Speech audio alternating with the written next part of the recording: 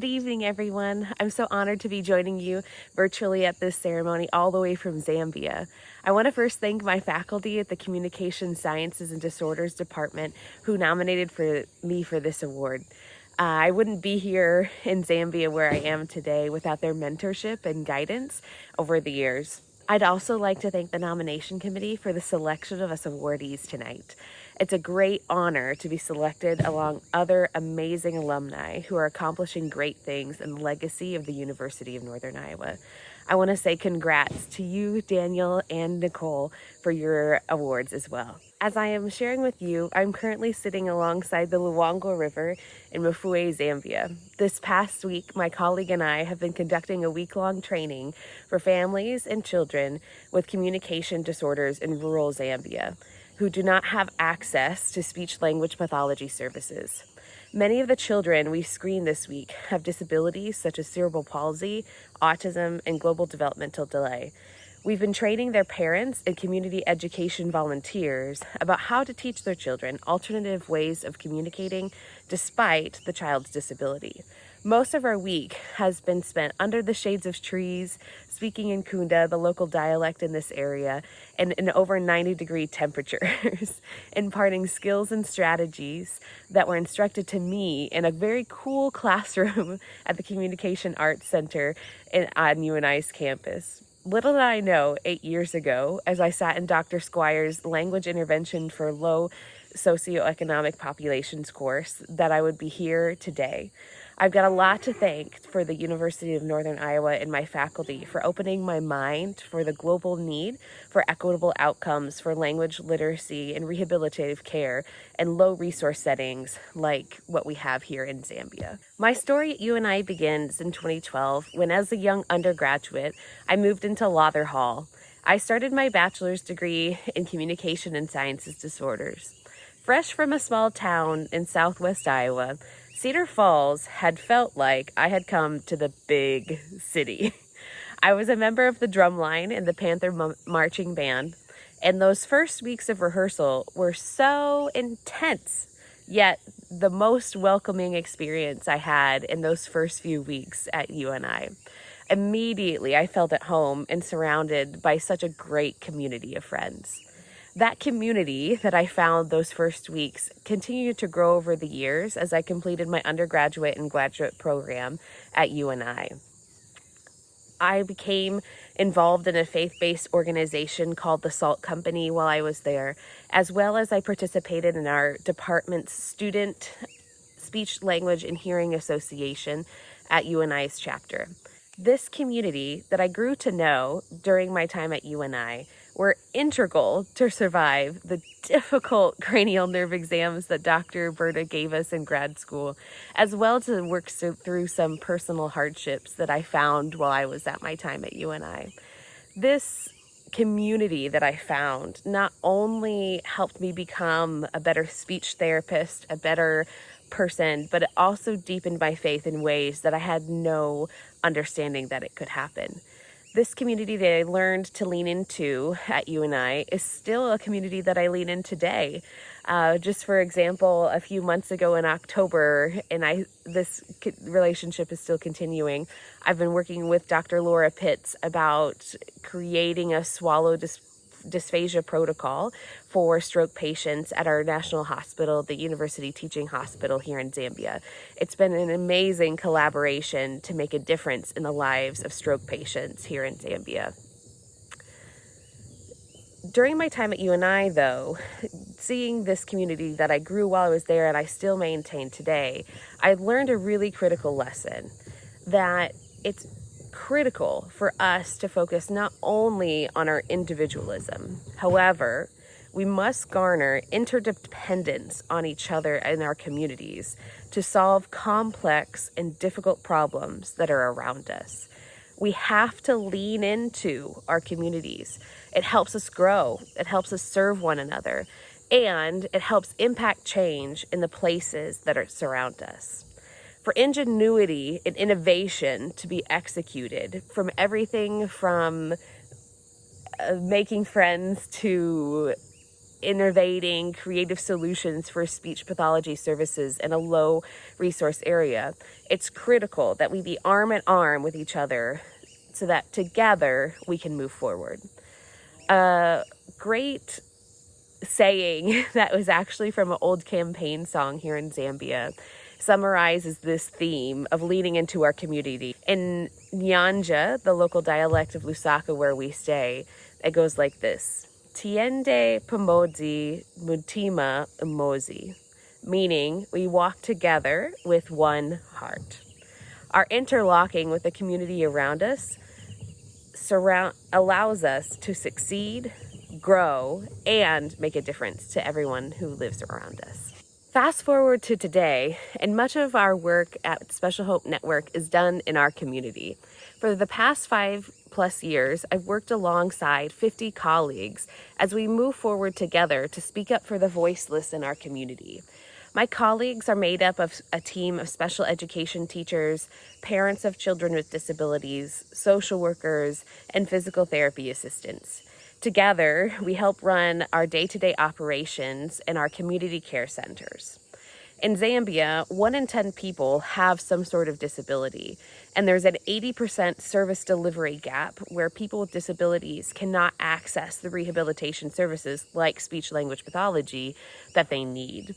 So, with the help of our team, we at Special Hope Network aim to improve access to these much-needed services like communication support, physical therapy, exercises, nutrition, and special education by equipping parents and caregivers with the necessary skills to help their children grow. We conduct our services through parent training modalities purely because there's not enough specialists around to serve every person in need here in Zambia.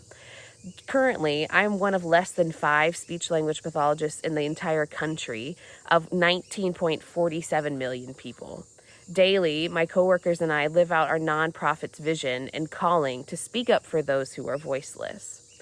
A Bible verse that I discovered while I was in my graduate program at UNI is the banner of which our nonprofit operates here at Special Hope Network.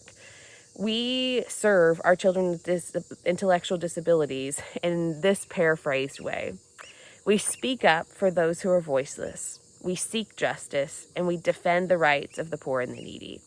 As mentioned earlier, during my summer semester at the graduate program, I signed up for an elective course done by my professor, Dr. Squires, called Language Intervention for Low-Income Socioeconomic Populations. Part of our assignment during this time, which has still made a lasting impression on me today, was the opportunity to volunteer with refugees in Waterloo. We attended participated in an English-speaking partner lesson where we assisted individuals to practice speaking English. Those individuals were doctors, teachers, and other professionals from their home country that, after moving to Waterloo, that because of their communication difficulties, had to take minimum wage jobs and were struggling to get back to what they were passionate at doing. They shared from their perspectives their desires to learn English so that they could engage back into the meaningful work that they were trained to do. Their stories struck a chord with me, and as an SLP student, I was really impacted by what they were saying. That moment, that class, ignited the passion inside of me to not only serve some of our most vulnerable populations across the globe, but also to consider the perspective of others from around us and learn from their lenses of how they see the world. As I worked with students in our clinic and volunteered in different areas, it became clear to me that my skills as a speech language pathologist could be leveraged not only to help speak up for the voiceless, but also that these skills could use to seek justice, to defend the rights of communication of those who have difficulties, irregardless of what background that somebody might come from. From that point on, taking heart to the lessons I learned in the classroom in the Communication Arts Center and the lessons I learned volunteering that day brought me to a place where I took the biggest risk I've ever taken in my life.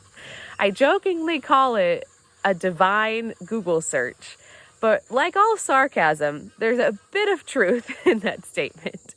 In March 2017, while I was on my clinical internships before I graduated with my master's, I had Googled speech language pathology missions.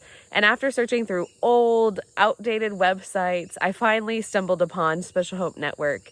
And what followed that search was a series of emails, interviews, and vetting, and a 1-year contract to move to Zambia and help run a clinic for children with communication and swallowing disabilities.